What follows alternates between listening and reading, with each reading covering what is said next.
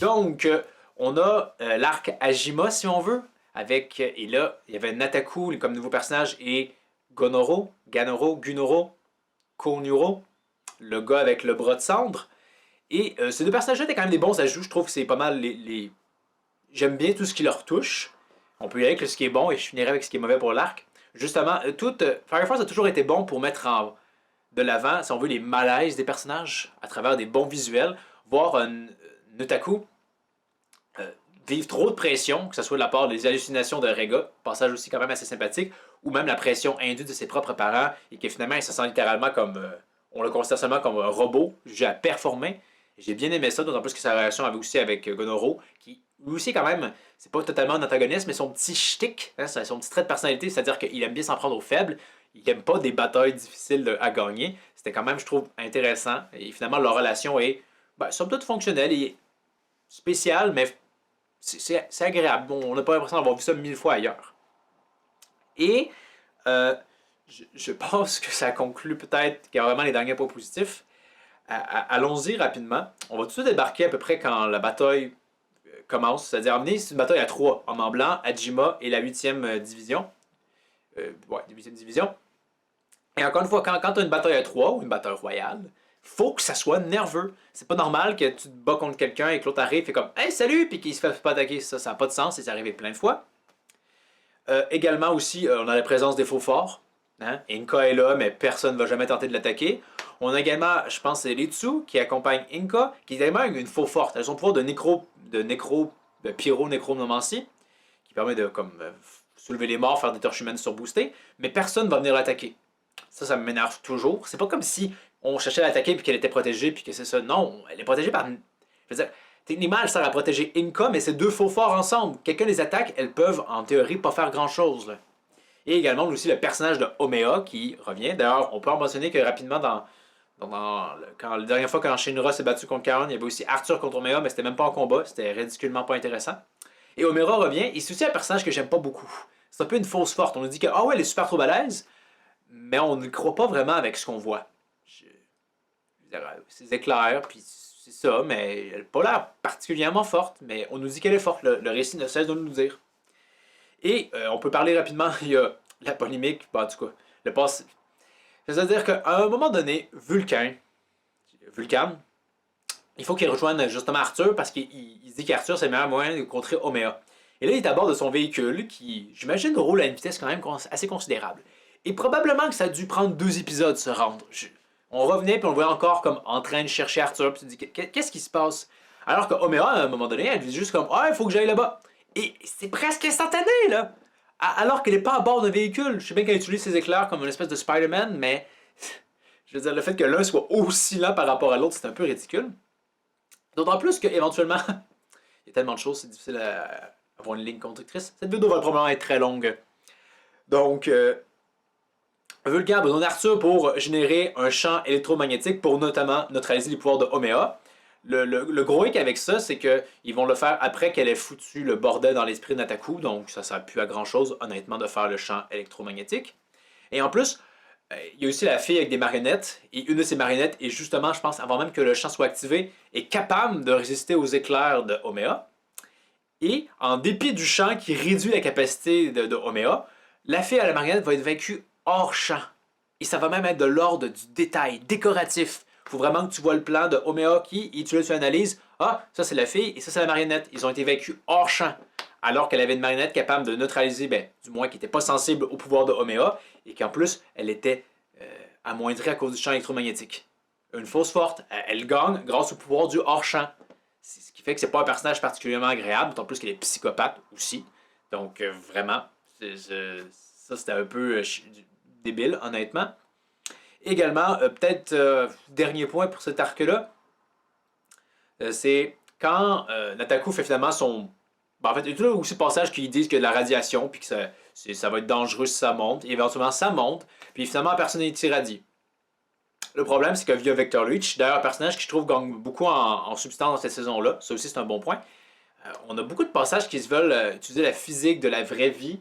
Donc, c'est dommage que par exemple, le côté réel de la radiation, ça non, on va l'éjecter. C'est un peu bizarre, un peu contre-intuitif d'une certaine façon.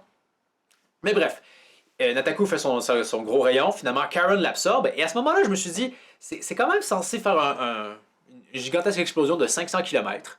Probablement qu'il va l'absorber, être capable de le relancer, oui, sur la Lune, ça explose, mais qu'il en meurt, hein. D'autant plus que je pense que ça aurait été intéressant parce que sa mort aurait été provoquée par Omega qui agit un peu comme une conne. Je sais pas à quel point ça aurait pu faire réfléchir d'autres personnages, surtout les hommes en blanc, ou même nos héros, mais je trouve que ça aurait été plus intéressant qu'il meure à ce moment-là. Je sais que probablement qu'il meurt plus tard dans la série, peut-être que ça en valait la peine de se rendre jusque-là, mais le fait qu'il survive à ça, je sais pas, ça... D'autant plus qu'il tombe par terre, puis il dit « Oh, je suis crevé », puis 30 secondes après, il se relève. Hein. Il semble pas si fatigué que ça.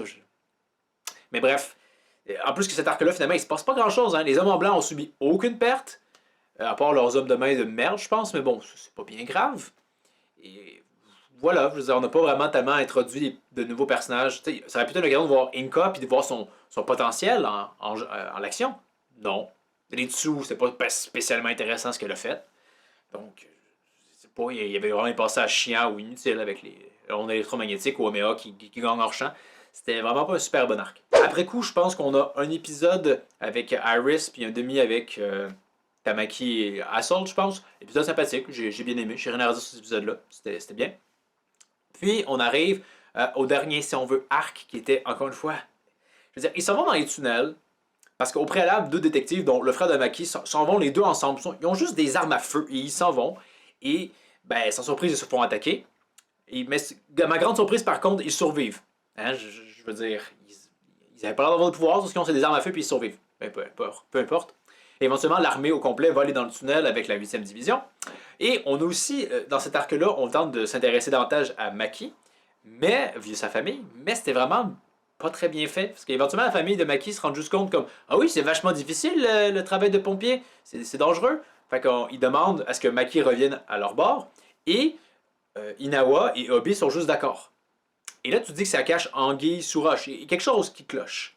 Et à la fin, on apprend que non, en fait. C'est vraiment Inawa qui dit à Maki « Ouais, ben, je pensais qu'avec les dangers qui devenaient de plus en plus élevés, que t'aurais peur. » Sérieusement? Quoi? D'autant plus que un gros problème, c'est que, encore une fois dans la série, c'est que leur relation était à ce point-là pas tant développée qu'au final, tu y crois pas vraiment, mais en même temps, t'as pas tant non plus quelque chose pour te convaincre qu'ils sont vraiment si proches l'un de l'autre. Ouais, il y a ça. Il y a le fait que le frère de Maki est absolument insupportable. Le gars semble être débile de chez débile. C'est pas spécialement agréable. Et en plus, il participe à la mission alors qu'il est blessé. Or, dans cet arc-là, les pertes sont assez élevées. Là. Plein de pompiers perdent la vie. Et on essaie même de rendre ça comique. C'était assez étrange, comme un peu de l'humour noir, mais t'es pas tant sûr. Hein, avec la séquence où il y a un des pompiers qui est en danger, il y a un flashback de lui qui, je pense, qui dit à sa blonde que quand il va revenir de la mission, ils vont se marier. Hein, un cliché film américain, genre qui c'est carrément écrit genre salut, je vais mourir, et sans surprise, il meurt. On refait la donne avec un autre pompier qui lui se souvient qu'il va pouvoir voir son enfant naître. Il meurt lui aussi. Et là, on a la confirmation clairement que c'est de l'humour noir probablement. C'est que le dernier, lui, son souvenir, c'est qu'il a hâte d'essayer sa nouvelle paire de chaussures. Puis lui aussi, il meurt finalement. Donc, est-ce que je suis censé trouver ça drôle? Et le problème, c'est que bon, le frère à Maki, bien qu'il ait des pouvoirs, et bien qu'on ne les explique pas, j'imagine que c'est les mêmes que Maki, peut-être bien, on fait juste comme bloquer des choses, puis on l'explique pas. C'est formidable. Mais il est quand même blessé, et lui, pas de problème, il ne mourra pas. Alors que c'est l'hécatombe, hein, c'est assez bizarre. Et également aussi Ijiki, ou Ajiki, l'espèce de supérieur à, je pense, Juggernaut, qui lui va se faire tuer de façon assez irrévérencieuse, là, carrément comme un film d'horreur, pour établir que le nouveau méchant est assez balèze. Est-ce que je devais trouver ça drôle, cette mort-là, par contre? C'est bizarre. Il faudra avoir un ton constant. Je trouve, ça rendrait le propos plus efficace. Hein?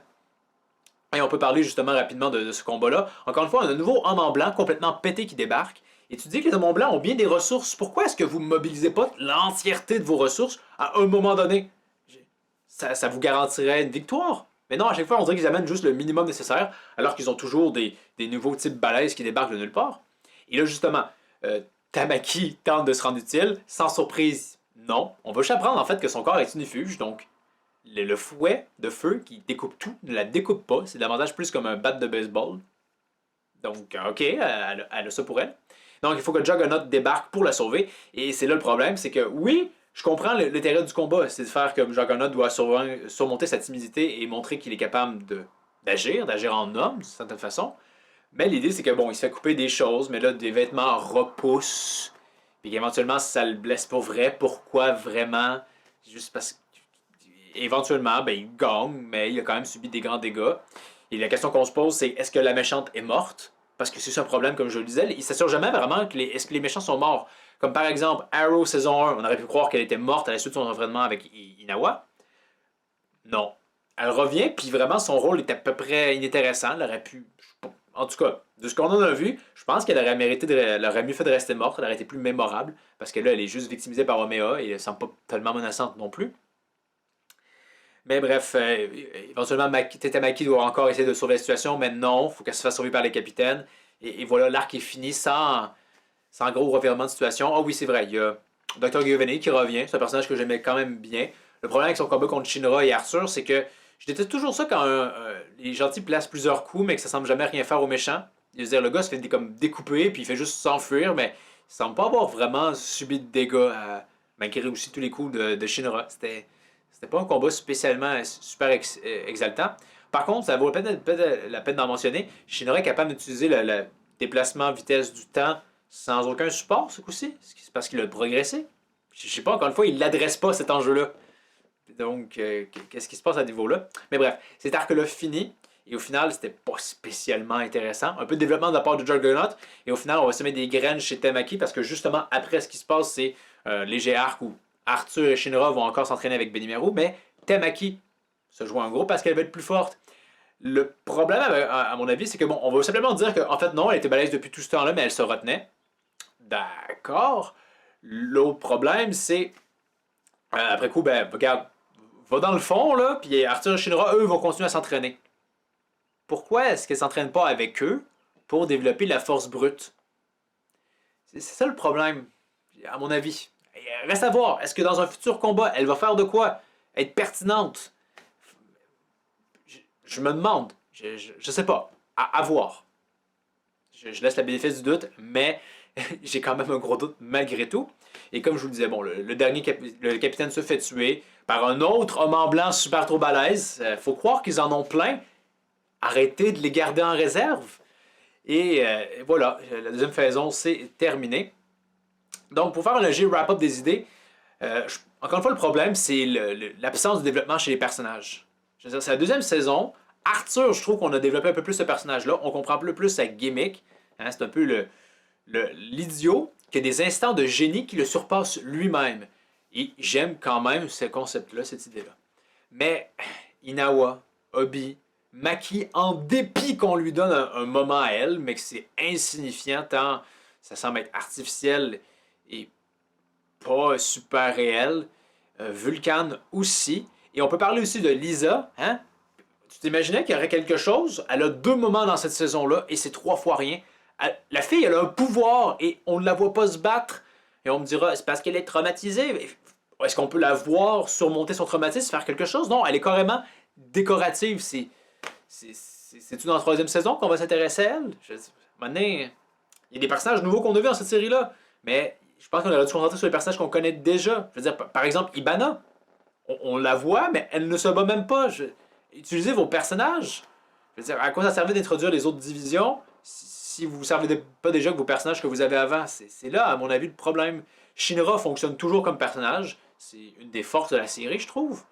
Et même qu'on a développé beaucoup de Juggernaut, ce qui est bien, mais ta huitième division est sous-développée. C'est là le problème, à mon avis. Le gros problème de la force de Fire Force, selon moi, c'est le manque d'intérêt envers ses personnages, mais aussi, bien évidemment, comme je l'ai déjà mentionné avec de nombreux exemples, des péripéties qui parfois sont pas les plus bien pensées. Hein? Pouvoir de Juggernaut qui n'a pas d'allure, on ne capture pas Shinra finalement parce que Vulcan et son voiture qui se rend nulle part pour accomplir un plan qui servira au final à rien. Torches humaines qui sont juste dures à tuer mais qui sont pas des menaces en tant que telles. Donc, malgré tout c'est quand même, les mêmes qualités sont là. Mais c'est les mêmes défauts. Et à force de traîner c'est comme un effet boule de neige. À un moment donné, t'es un peu fatigué de voir Obi jamais tant plus développé que ça, alors que c'est capitaine de la division. Je veux dire, c'est pas lui qui a les combats intéressants. Alors que c'est capitaine, il pourrait en avoir. Il y a quelques petits moments de gloire dans cette saison-là, mais pas beaucoup. Et c'est pareil pour un bon paquet de personnages. Et aussi, on peut en parler rapidement, un show on s'en fout de lui, c'était l'enjeu principal de la saison 1. Ici, et non, à la fin, on fait juste dire comme ah ouais, là, il va revenir. Alors que même Shinura semblait pas trop demander où était son frère. Donc, à voir. J'ai dit tant de choses et pourtant j'ai quand même oublié de parler des génériques. Donc allons-y. Le premier générique de cette deuxième saison est probablement le meilleur générique de Fire Force, tout confondu. Je trouve qu'il y a un petit côté, je sais pas, comme fairy tale-esque dans sa présentation. Je sais pas, c'est la musique, les visuels. Il y a quand même un côté féerique, je trouve, quand il montre toutes les aventures dans la Chine avec justement, j'ai oublié toujours son nom, mais le personnage noir qui surfe dans les airs. Ça semble être une péripétie plus dans le ventre que ce à quoi nous habitue Fire Force, littéralement une aventure. Aussi, la musique, je l'aime bien, je la trouve épique quand il faut, mais elle arrive quand même à avoir une tonalité plus dramatique, touchante, notamment quand on a cette succession assez classe quand même des visages des capitaines. Mais là où ce générique brille vraiment, et je trouve que c'est assez important quand un générique le fait, c'est-à-dire qu'il donne la hype. Les combats Karen, Shinra sont peut-être un peu trop dynamiques, mais fou la hype. De la même façon, nous montrer qu'on va apprendre le passé de Joker probablement dans cette section d'épisodes-là, c'est aussi la hype.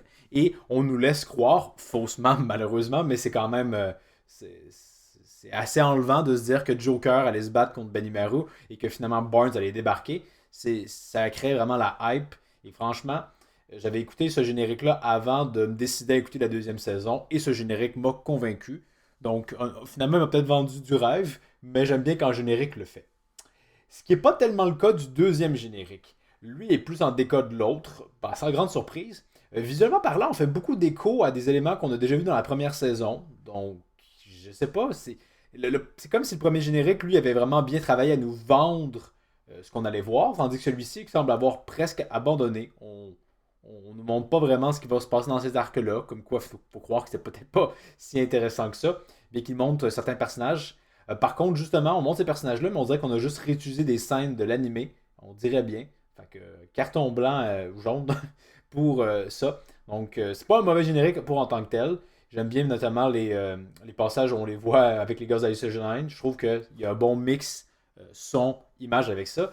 Mais c'est vraiment un générique ô combien moins bon que le premier ou troisième, vous savez pas comment on le voit, qui est vraiment le meilleur à mon avis. Donc, ceci conclut mon avis de Fire Force saison 2. Est-ce que je vais regarder la saison 3? J'ai mes doutes. C'est pas une priorité, même si je suis quand même intéressé à savoir où est-ce que tout ça s'en va. Parce qu'au moins, le récit a cet avantage-là. Il semble pas s'orienter tellement vers une voie prévisible. Je lui concède ceci. C'est juste le chemin pour se rendre à cette voie-là et pas spécialement exaltant ou agréable. Donc, vous, qu'est-ce que vous avez pensé de la deuxième saison de Fire Force par rapport à la première? Avez-vous d'autres reproches à lui faire ou d'autres qualités que je n'ai pas su relever?